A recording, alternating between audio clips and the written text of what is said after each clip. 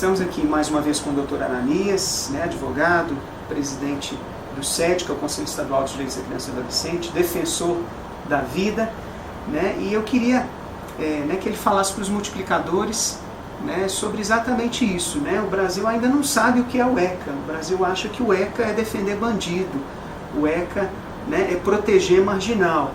Né? E o senhor esteve recentemente lá em Brasília, nessa discussão da redução da maioridade penal, e lá ouviu algumas coisas. Queria que o senhor colocasse isso para a gente. A verdade é que nós estivemos sim, nesse diálogo, sustentando a importância de não se reduzir a idade penal no Brasil, porque estamos na contramão hoje da comunidade internacional. Observemos que a Alemanha voltou, a Espanha voltou 18, os Estados Unidos agora tem um trabalho muito grande para elevar para 18, nós estávamos na contramão da direção. E eu dizia isso, né, aos parlamentares, de que o nosso problema é que nós não conhecemos a plenitude do ECA. É importante divulgar o ECA a todas as pessoas, para que entenda o que é uma doutrina de proteção integral. O que é, na verdade, como proteger a criança desde o ventre até aos 18 anos. Isso está traçado no ECA. Eu perguntava sempre, quem sabe o artigo 1º do ECA? Ninguém sabia. É interessante isso. Os deputados, os né? deputados, né? Ninguém sabia. O que é o artigo 1º? As pessoas não sabiam. O artigo 1º é exatamente essa lei dispõe sobre a doutrina de proteção integral. É isso aí, sabe? Ou seja, se eles não conhecem, como que eles podem aprovar e propor políticas públicas para, na verdade, cuidar dessa criança? Exato. Então, eles estão querendo resolver o problema de ponta cabeça, né? Verdade, de ponta cabeça. E olha, isso é tão interessante que eu fui fazer uma palestra numa cidade aqui grande, uma cidade que tem uma universidade grande, e os vereadores foram também à nossa palestra, e eu perguntava se o município tinha alguma lei que protegesse a criança e adolescente especificamente. E eles disseram que não tinha. E em seguida eu passei a ler para eles o texto da lei orgânica da cidade, que tem um artigo específico de proteção à criança. Sim. Ou seja, é o desconhecimento do que seja o ECA, porque esta lei deles traduz exatamente o artigo do ECA de proteção Ou seja, integral. ele se desconhece, você não tem política pública na educação para criança e para adolescente, política pública na saúde para criança e para adolescente, e acaba, né, sofrendo, né, com as consequências disso. Ou seja, o município gasta muito mais curando esses adolescentes ou punindo esses adolescentes, sim, do que, na verdade, investindo na vida deles. Não é isso, doutor? É verdade. Este é o grande desafio.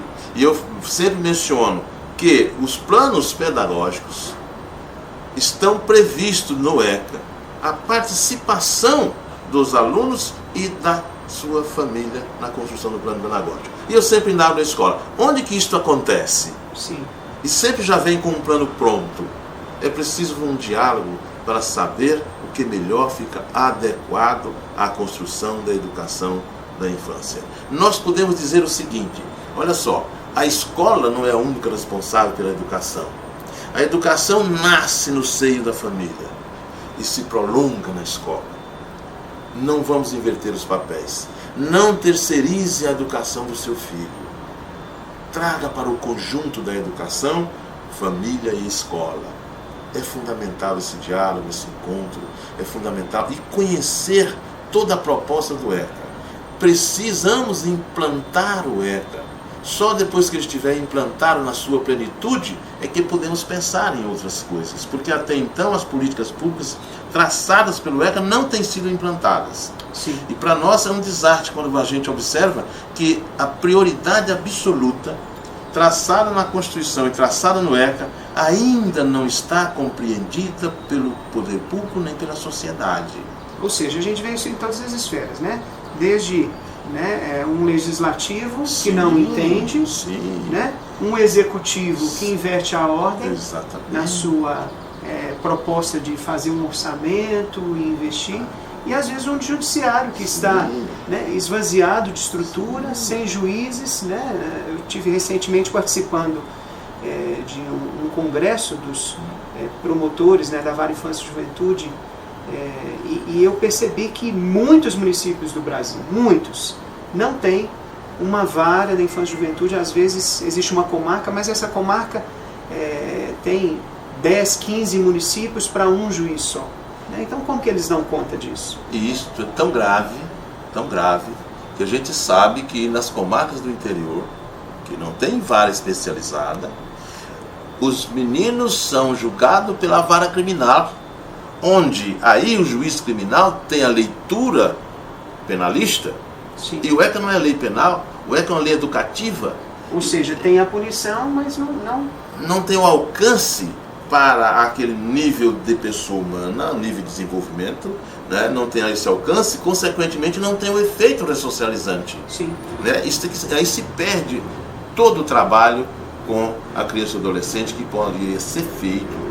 Mas quando começa equivocado, vai equivocado até o final. Porque a partir dos 12 anos, né, pelo que eu Sim. entendo do ECA, doutora Anês, você pode me corrigir, né, ele já é considerado um adolescente e se ele cometer um ato infracional, ele pode ser, né, pagar por isso. Ou seja, lá, como que fala, é uma medida socioeducativa. Uma medida socioeducativa, Exatamente.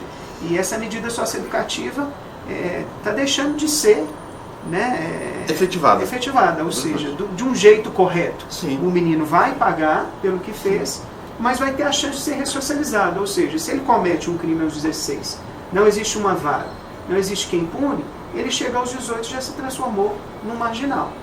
Né? Sim. E aí a loucura que a gente está vendo aí hoje. É verdade, na verdade, é um complexo social hoje contemporâneo, resultado da ausência de políticas públicas eficientes. Eu sempre tenho falado que todos nós precisamos nos capacitar constantemente.